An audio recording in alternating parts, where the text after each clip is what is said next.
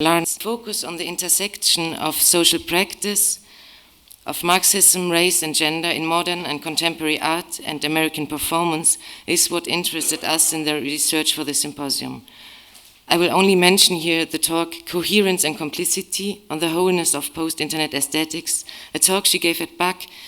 Basis für aktuelle Kunst in Utrecht, and that questions how elements in post-internet art, fashion and music are melded into aspects of a rising fascist culture in Europe and the US. Larne regularly contributes to Art Monthly and has recently published essays in Third Text and Zeitschrift für Kunstgeschichte. A very warm welcome, Larne. Thank you very much for the invitation, and thanks very much to everybody for coming. So this talk addresses just two elements of Cady Noland's work, both dating to 1989 to 1992. And while it's perhaps tricky to separate out aspects of Noland's practice like this, I'm interested in trying to say something particular about the connection between these elements as speaking to particular dynamics within American post-war history that seem to bear strongly upon our present moment.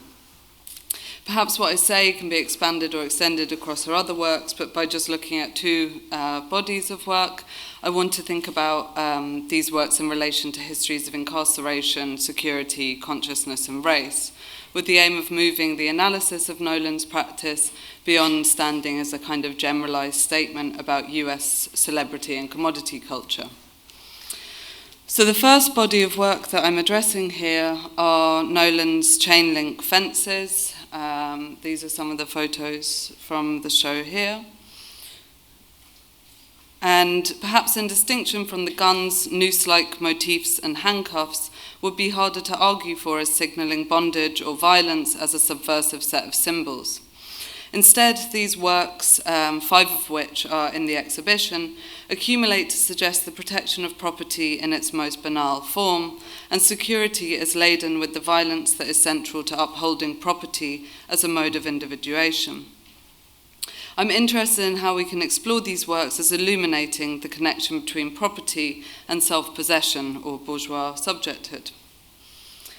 The second set of works that I'm addressing is Nolan's Symbionese Liberation Army works, silk screens on aluminium, portraying the members of a very small militant Bay Area organization who became, as Inka's already told us, extremely famous for kidnapping Patty Hearst, the granddaughter of the newspaper magnate William Randolph Hearst, who Noland also made a work portraying, which is upstairs. Not long after being kidnapped, Hearst joined the SLA and would later carry out a bank robbery before being arrested and imprisoned. This famous story of heiress turned militant became a terrain for popular theorizing about brainwashing, Stockholm syndrome, while others celebrated Patty's transgression of her class position and transformation into Tanya, the name she adopted after joining the SLA in memory of Tanya the guerrilla, who fought alongside Che Guevara during the Bolivian insurgency between 1966 and 67. While the chain link fences are ubiquitous and suggest socially acceptable forms of violence, imprisonment, as well as socially encouraged modes of behavior like property protection, the case of the SLA evokes extraordinary violence in situations where the self-possessed individual is contaminated through becoming subordinated to the desires of others or the integrity of the group. How do we move between these two bodies of work, both of which were at the center of Noland's practice from 1989 to 1992, and how does the extraordinary botched attempts at revolutionary violence within the SLA relate to the production of this work by Noland during a period in American history where crime was understood as endemic, and within the media situated within a deeply racialized moral panic about certain social formations, i.e. the gang, with this also being attached to a kind of enormous fears about youth violence in the 1990s in the US. By focusing on Noland's works made with chain link alongside her imagery of the SLA, I want to think through how Noland's work can illuminate ideas about criminality and violence within US history then. In these works, made from 1991 to 92, Noland has made chain link and steel constructions, with the first two, or the two that you see on your right, entitled institutional field and industrial park, and the other simply entitled 12-foot 6-inch chain link fence. The materials combined with the form and titles evoke different spaces and purposes, while the simplicity or ready-made architectural quality of these works relates to those aspects of Nolan's practice which negotiate the legacies of minimalism, especially those minimalist moments which, as Anna Chave argued, evoke a rhetoric of power and of domination. In making this argument, Anna Chave writes about artists including Donald Judd, Robert Morris, Walter de Maria, as well as, more sympathetically, Nolan's father, the colour-field painter Kenneth. Chave tracks the language used to discuss minimalist practice as inherently masculine and enamoured with power, with strength and rigour being two favoured qualities. Most interestingly for how I want to think about Nolan's chain link works in relation to this legacy, Chave describes this 1967 sculpture by Robert Morris as evoking, in comparison with someone like Donald Judd's work, not corporate but carceral images. And Chave says that it suggests an animal pen and run, both without exits. In its shape and size, as well as placement of the fence, Nolan's industrial park suggests the perimeter protecting the zones which appear in city peripheries and strange in-between areas, areas which in deindustrializing cities like London and New York are now just as likely to host nightclubs and coffee roasters as timber yards and small manufacturing bases. 12-foot 6-inch chain link fence is what it says it is, and in the height suggests more the protection of a domestic property rather than a commercial property. These two works, as I see them, are then straightforwardly about property protection, and in that sense, because as Marx wrote in 1847, private property is not an abstract concept or a simple relation, they suggest in their simplicity the totality of bourgeois relations of production. What I want to emphasize through beginning here is the relation between property and self-possession as the foundational attribute of bourgeois subjecthood, and how we can view Nolan's chain link works as burrowing through this.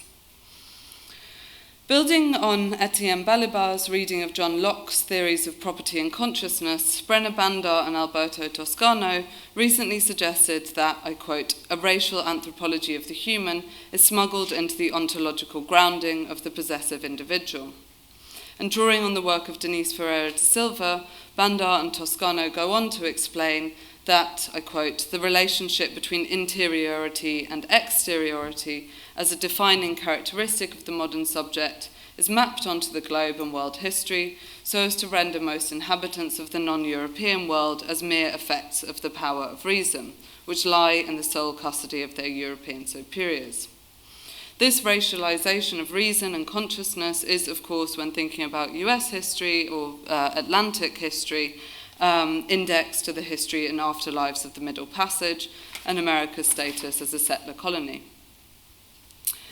If industrial park and chain link fence straightforwardly imply the protection of property in their size, placement, dimensions, and titling, those aspects of institutional field instead suggest enclosure, perhaps of those who have been understood to contravene the protection offered by the first two chain link works, or, seemingly conversely, the protection of those deemed vulnerable to danger, like children in a playground maybe. Through the central door-like space or entranceway, this work evokes containment of people then, perhaps in a school or sports arena are the sort of references that come to mind for me, as well as spaces of incarceration. So there's a twinning, I think, here of education and a carceral kind of imagery. One could also argue this because of the title. What else is an institutional field but a recognized area of knowledge or learning? And so there's a doubling here between containment and learning, security and consciousness that connects with what Bandar and Toscano describe as, I quote, the contact point between propriety and property. Through its title, Material and Form then, if we follow the idea that it's the fence for a school or maybe a prison, which seem opposed but maybe are not so opposed, institutional field evokes the extreme end of the architecture of security, which is fundamentally linked with the more straightforward image of property protection that we get in the other chain link works. The securitization of everyday life in the United States has expanded enormously between the era of President Lyndon Johnson, who famously stated that, I quote, "No right is more elemental to our society than the right to personal security," and the period in which Nolan made these works, and of course it continues to expand today. With this phrase, the securitization of everyday life, I'm thinking about the boom in the security industry, which encompasses commodities developed for everything from warfare to domestic solutions. As Mark Neocleous explains, I quote, "Because the need for security is so amorphous and ambiguous, the number and kind of commodities that can be invested with the aura of security is almost limitless. As he explains, an increasing number of commodities are marketed as solutions to one insecurity or another, from airbags to laptop bags, insurance for life and insurance for death, firewalls in the home to firewalls in the computer, all within a system of consumption in which the consumer citizen moves from one bourgeois fortification to the other, from the securitized shopping arcade and megastore to the security-oriented gated community and home, and in vehicles sold for their mythical security values, such as the SUV. Yet the relationship between such commodities and their use is often, unlike the modes of incarceration which respond to their breach, heavily symbolic, because, as Neocleous writes, all security commodities function as promissory notes in some way. As Jackie Wang writes, this security boom forms part of an evolution in the function of the American state from a provider of social services to a provider of security, developments which align with the growing privatization of those functions since the 1970s. However, as Neocleous stresses, this expansion and privatization of security as a function of the state should not be understood as the hollowing out of the state, but rather as sustaining the logic of state power, putting certain state capacities in motion, and also forming a strategy for the expansion and reproduction of capital. Of course, the most devastating and central engine of this security market in the United States, and one that doesn't function in this kind of symbolic way, has been the growth in prisons, the midpoint of which coincides with Nolan's Chainlink works. Between 1980 and 1996, state and federal incarceration rates in the United States grew by over 200%, with an enormous increase in the building of carceral facilities. Ruth Wilson Gilmore describes this expansion as, I quote, "a geographical solution to socio-economic problems, explaining the expansion as a response by the state which developed new recession-proof, non-polluting industry." In thinking about the relationship between property, education, and incarceration that I'm trying to trace through Nolan's Chainlink works, it's important that one facet of the prison industrial complex in the US has been the radical transformation in the juridical status of the juvenile.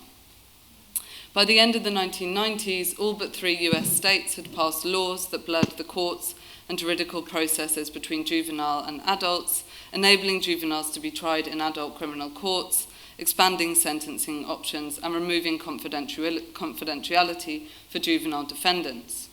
These developments, as you all know, I'm sure, disproportionately affect Black people, Latinos, and people of colour. Crucial within this criminalisation was the construction of the super predator, a heavily racialised term coined by John DeLulio, which was based upon, as Wang writes, little more than a coming demographic boom in the 1990s, particularly among male Black youths, which led DeLulio to claim that as there was a population growth in young boys, the number of violent crimes committed by youths would also grow. As he wrote, "It's just that simple. More boys begets more bad boys."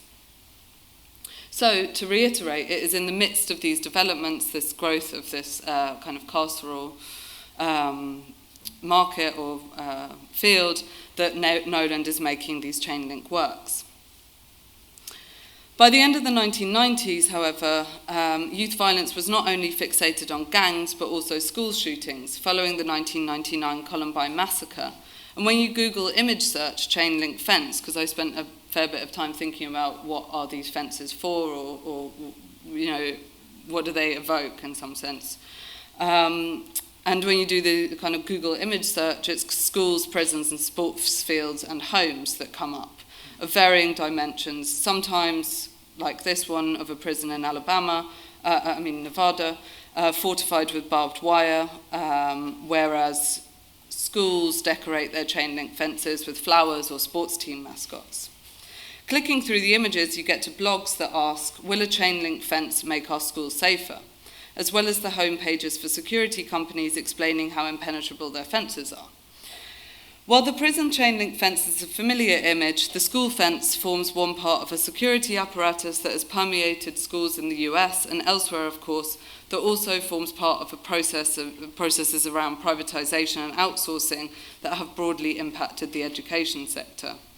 As well as chain link fences, the security market for schools offers metal detectors, ID systems, surveillance cameras, security consultants, and the presence of police and security guards on campus. For Angela Davis, this relationship between privatization, security, and education leads to a situation where, when children attend schools that place a greater value on discipline and security than on knowledge and intellectual development, they are attending prep schools for prison.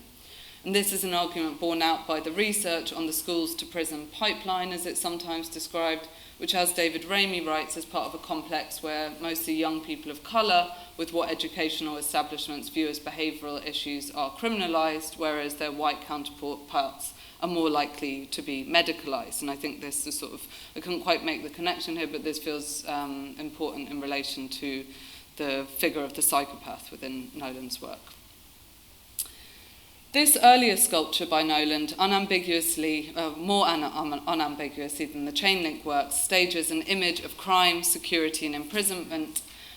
We see a chain that is more like the chains that would shackle someone than a fence, the chain link fence, and then there's a security police badge and a marshal badge below. Enclosed and petrified in glass, the quality of these objects, like the chain link work's relation to Morris's 1967 sculpture, suggests both a minimalist heritage, most obviously this work by Larry Bell from 1967, so the same year that Morris makes his carceral sculpture, but I think it also evokes Paul Tech's attempted corruption of that aesthetic with his technological reliquaries. As Tech described, I was amused by the idea of meat under plexiglass because I thought it made fun of the scene, where the name of the game seemed to be how cool you can be and how refined. For Mike Kelly and other critics such as Ann Wilson,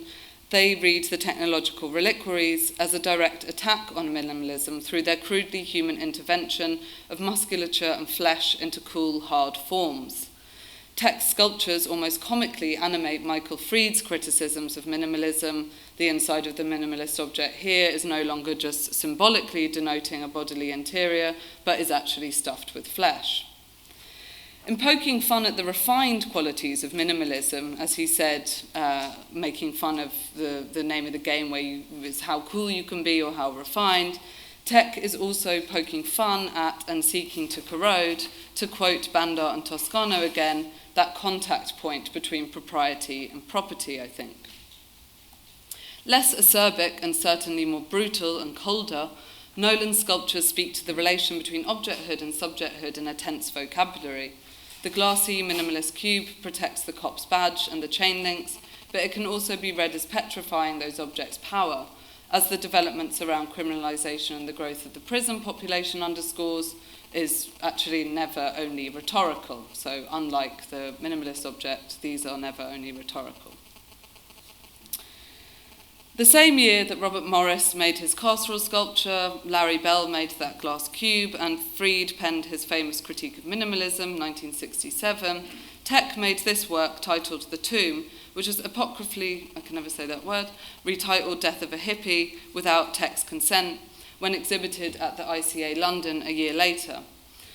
As well as the year of riots which took place in Newark, Detroit, Buffalo, Cincinnati, Atlanta and elsewhere, most of which were sparked by white police harassing African Americans, 1967 was of course also the Summer of Love in San Francisco. At the end of that summer, on October 6th, the Diggers, a radical faction who distanced themselves from both the Students for a Democratic Society and the hippies, held a public parade through the streets of Haight-Ashbury with the title Death of the Hippie and the Birth of Free America, which has been described as possibly the prompt for the renaming of Tech's sculpture from The Tomb to Death of a Hippie, in that it portrayed a sort of burnt-out hippie type.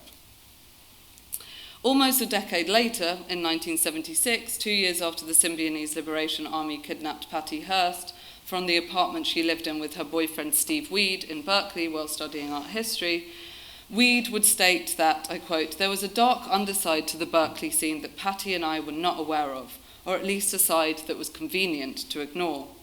This dark side, which Tex Toom has long been described as embodying, was associated with belatedness by Weed. Unlike the peace and love stereotypes of the earlier hippie movement, its tail end was composed by, I quote, Weed, the latecomers, embittered Vietnam vets, angry young women, drifters and dropouts who had come from all over because they heard that Berkeley was the place to get your head together and work for the revolution." Putting aside Weed's characterization of these individuals as forming a kind of dregs of the movement,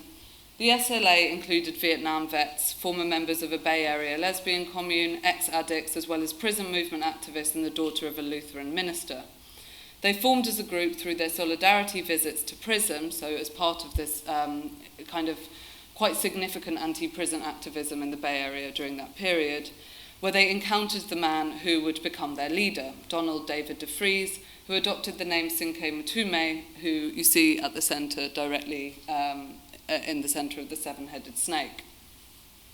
Cinque was a petty criminal whose revolutionary commitments crystallized while in prison for robbery. He received a 5-year-to-life sentence in 1970, but by December 1972 was deemed minimum risk and transferred to Soledad, the prison that had housed George Jackson, whose writings became a major influence on Cinque and the SLA. After being transferred to Soledad, Cinque escaped and met up with the group that he'd formed, with the group that he'd met, or some of these people that he'd met in prison, and they then formed the SLA. The SLA were deeply admiring of the Cuban Revolution and sought to form a vanguard that would, I quote, "destroy the system of the capitalist state and all its value systems." However, from the outset, the SLA were met with some suspicion by the movement in the Bay Area, not only because of some of their political positions and the slightly sort of ragtag nature of the group, but also, and most crucially, because of the degree of paranoia within the left in the Bay Area at that time. As Tim Findley wrote in 1974, shortly after they kidnapped Hearst, even if the SLA does not have one or more provocateurs in its midst, it might as well have, because police have so far used the atmosphere created by the SLA as an excuse to hassle people in Berkeley on a scale that hasn't been seen since 1969. The police even pulled off a raid on a Black Panther Party precinct headquarters in a frightening rerun of the deadly attacks made by police on the Panthers at the end of the 60s. And this is basically what you're seeing here. So this is the Black Panthers newspaper and a kind of explicit articulation of that concern in 1974 that was Cinque actually a police agent rather than a real revolutionary. So for a group that never had more than a dozen people involved at any time, their power was significant because of this atmosphere as well as the nature of their actions. Before the SLA undertook their most notorious action of kidnapping Patty Hearst, they assassinated the superintendent of the Oakland Unified School District, Marcus Foster, on November 6, 1973. Foster was the first black superintendent of the district, and he became a target for the SLA because they believed him to be supportive of a plan to create a student identification card system, as well as supportive of the presence of police officers in schools, with this obviously linking back to the earlier discussion around securitization, schools and prison. The SLA saw Foster as a fascist because of his imagined support for such security measures, but they were in fact mistaken, and he wasn't in favour of either measure, but his position as the school superintendent had made him a target nevertheless. The SLA's murder of Foster did not win them any fans within the Bay Area radical left, and as this 1975 pamphlet by the Bay Area Research Collective explained, while in theoretical terms Foster was a good target because the ID program opened the way for more repression, in actuality he was not a major enemy. In contrast, the collective were more in favour of the SLA's kidnapping of Hearst, writing that, I quote, "Possibly the SLA's greatest coup in terms of propaganda was Patty Hearst joining the SLA and becoming Tanya. A lot of people must have had a lot of new thoughts as they listened to her change and realised the SLA was making much more sense than her family was. It is in this guise, as Tanya, the revolutionary convert, that Nolan shows Hearst. Tanya the Bandit is a silkscreen on aluminium of the most famous SLA-era image of Hearst, one that came to adorn countercultural posters, which you see on your right. This particular image is even more iconic than her mugshot after her arrest, or the multiple media images that circulated of her after her arrest and imprisonment. In this regard, Nolan's Tanya, replete with the description of her arrest below the photograph, fits with the pulpy celebrity narrative, the same qualities which led Raymond Pettibon to make Citizen Tanya in 1989. I don't know if anyone's seen this film, it's good fun. And the future lead guitarist of Nirvana, Pat Smear, who was then in the band Germs, is in the role of Cinque. You see him on the right. Like Nolan, Pettibon also made a work about the Manson family. So he made a film in the same sort of genre as the Hearst one.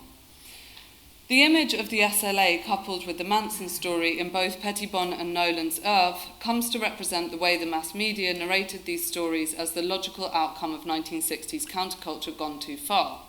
But to agree with this coupling, which both artists run the risk of doing through the repetition of these images in the same form and style, Pettibon in a kind of pulpy video, Nolan in prints on aluminium, is to agree in a liberal voice that there's no difference between a white supremacist who engaged in acts of murder with the hope of bringing about an apocalyptic race war and a group who grew out of anti-prison activism and saw their goal as uniting all oppressed people into a fighting force to destroy the system of the capitalist state. This is not to downplay the grotesquely violent nature of the SLA and the kind of stupid things that they did,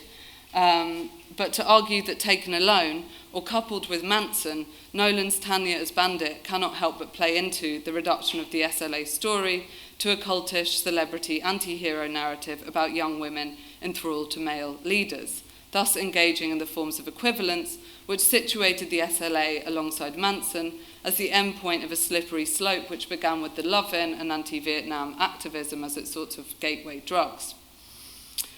But taken with this other work by Nolan, where we see the head of Cinque, the SLA leader, removed and floating off to the side. This isn't in the show, this is another image in the same sort of series. So Cinque's head is no longer there, and you see it in the top right-hand corner. So taken together, this and the Tanya as Bandit work, I think there might be something more interesting to say, which I want to loop back via a brief historical detour to those questions of property, security, race, and self-possession that I raised in relation to the chain link works. So what did it mean that a man who proclaimed the following, this is Cinque, the name Symbionese is taken from the word symbiosis, and we define its meaning as a body of dissimilar bodies and organisms living in deep and loving harmony and partnership in the best interests of all within the body. What did it mean that a man who said something like that invested so much in his status as the leader of the SLA, or came to sort of be situated in that position as the leader, the figurehead? For the Bay Area Research Collective, Cinque's role as leader was also central to the problems of the SLA and the suspicion that the group prompted among the radical left in that area. As they said, we also wonder, and this is from that same pamphlet I showed earlier, we also wonder whether the SLA had an awareness of the problems inherent in creating the spectacle of an extraordinary individual leader. The portrayal of Cinque to the community in several of the communiques was disconcerting and seemed to run counter to the lessons some of us have been learning from the women's movement and other sources. Offering people a strong leader to follow has serious limitations. And it goes on and kind of says that the problem with this is that he might sell out, he might get incarcerated, he might get murdered, but they also go on to say that they are against the idea of reproducing a strictly hierarchical structure and that would copy part of what we want to abolish. We are sometimes led to believe that some of us, such as women, children, the old and the disabled, are incapable of acting for themselves or ourselves and have to be fought for. History constantly exposes those prejudices as absurd.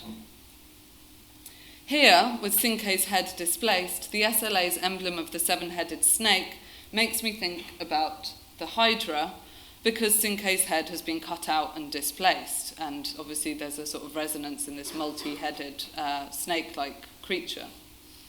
The combination of the displaced head and the seven-headed snake evokes the mythical Hydra, who would grow 2 heads for each that was removed by those attempting to slay the beast, until Hercules would successfully kill the creature by cauterizing the stumps and cutting off the Hydra's immortal head. As Marcus Rediker and Peter Linebaugh explain, the Hydra formed a central motif within the growth of the Atlantic economy and the development of capital. While Hercules' slaying of the beast represented the imposition of reason, a symbol of power and order, the Hydra came to stand for that which needed repressing. As Rediker and Linebaugh describe, they describe the sort of heads on the Hydra as dispossessed commoners, transported felons, indentured servants, religious radicals, pirates, urban labourers, soldiers, sailors, African slaves, as the numerous ever-changing heads of the monster. Donald de Vries adopted the name Sinkei in tribute to the West African Mende man, who became known as Sinkei after leading the Amistad Rebellion in 1839, a key moment of resistance within the building of the Atlantic economy. Having been captured by Spanish slave traders in Sierra Leone, Sinkei and a group of Mende men led a rebellion on board the Amistad ship, killing the cook and the captain. They ordered the surviving Spanish crew to steer the ship back to Africa, but at night the crew would continue to forge a path towards the Americas in the hope the Spanish would intercept them. Sailing just off the coast of Long Island, the Amistad was intercepted by a US naval vessel, leading to the notorious trial, the United States versus the Amistad, which was a landmark case in the run-up to the abolition of slavery. And as Rediker describes, the radical action that was taken by the Amistad Africans kind of helped inspire or breathe life into the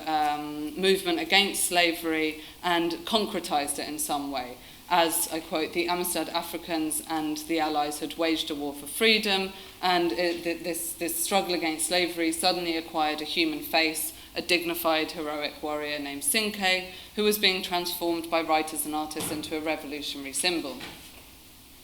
While awaiting trial, Sinkei and the other leaders of the Amistad Rebellion were imprisoned in New Haven, Connecticut, and commercial artists, journalists, and the public quickly converged upon the jail, drawing images of Sinkei, which were quickly reproduced and sold or printed in the press.